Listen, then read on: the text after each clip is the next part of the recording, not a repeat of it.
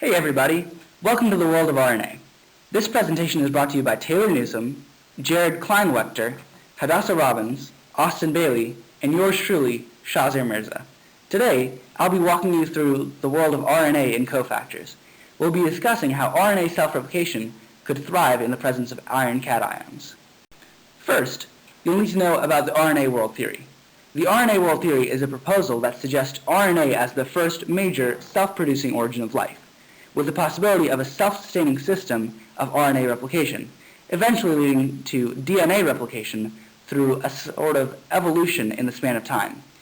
Because RNA strands have very similar bases to those of DNA, this theory states that RNA replication can be achieved through similar means. Support from this comes from evidence of relation through nucleotides in ribozymes and cofactors.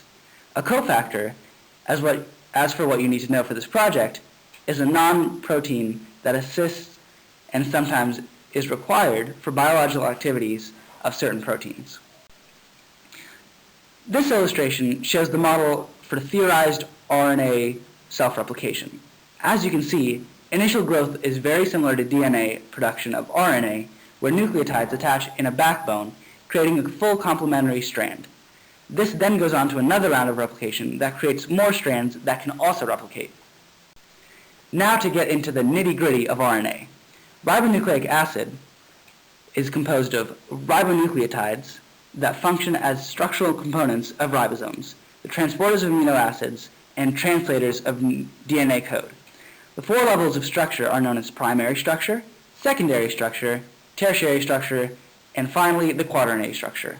In the primary structure, a sugar-phosphate backbone is formed by phosphodiester linkages.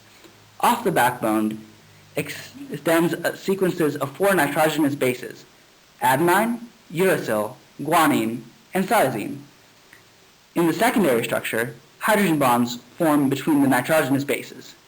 3 hydrogen bonds form between guanine and cytosine, and 2 hydrogen bonds form between adenine and uracil. In the tertiary structure, interactions from the secondary structure fold the molecule into a complex three-dimensional shape. In the quaternary structure, RNA molecules interact with other RNA molecules. Because of the four levels of structure, RNA molecules differ in shape and chemical properties based on their sequences. To be a self-replicating molecule, like RNA may have been, 2 key functions must be performed. The molecule must be able to carry information and perform catalysis. Both of these functions can be performed in RNA through their 4 levels of structure. And now we get to talk about some of RNA's besties.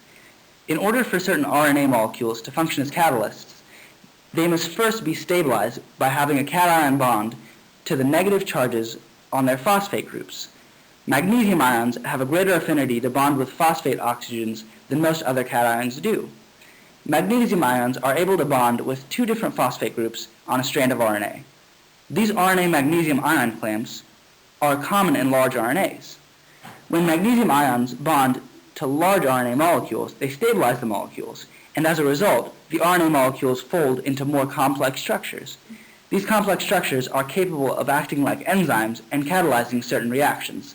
One type of RNA molecule, the ribozyme L1 ligase, can only perform its function of catalyzing the formation of phosphodiester linkages to create RNA molecules when it has been stabilized. The hammerhead ribozyme, which helps to cut up or cleave other RNAs, also functions only when stabilized by certain ions.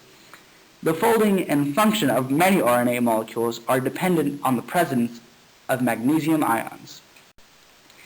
And here's RNA's backup date, iron. Before the Great Oxidation Event, which occurred around 2.4 billion years ago, the Earth had little to no oxygen in the atmosphere. Because there was no oxygen to bond with iron, the cation iron 2 was prevalent, and the ratio of iron to magnesium was much greater than it is today. Due to iron's strong presence in ancient Earth, a group from the School of Biology at Georgia Tech designed and conducted an experiment to evaluate how well iron 2 performs the role that magnesium 2 plays in RNA reactions. They found that iron 2 is an excellent mimic of magnesium 2 in an anaerobic environment. If you look at the diagram of the structures called clamps, the RNA formations that magnesium-2 formed, shown in part B as the yellow ball, and that iron-2 formed, shown in part C as the green ball, are very similar. Iron-2 also accelerated the RNA reactions that they tested. Not only did iron-2 perform the same functions as magnesium-2, it performed at a faster rate. They found that, quote, "It appears that more change is transferred from phosphate to iron-2 than from phosphate to magnesium-2," end quote. The rate of the reaction of iron-2 depicted in the ribosome synthesis, the graph, was 25 times faster than the rate of the magnesium-2 reaction. And the rate of the reaction in the iron-2 graph depicted in ribosome cleavage graph was 3 times faster than the rate of the magnesium-2 reaction. So, what did we learn today about RNA and friends? In the beginning, DNA could not thrive in the Earth's anoxic conditions. Therefore, the world was dominated by RNA due to its various properties that allowed it to survive in anoxic conditions. Iron-2 was used as a cofactor in RNA rather than magnesium due to its similar physical properties as well as its enhanced catalytic properties. That being said, iron-2 would not be feasible in today's environment due to its reactions with oxygen. Here are the references we used. Thanks, and as always, stay classy, Bio 1510.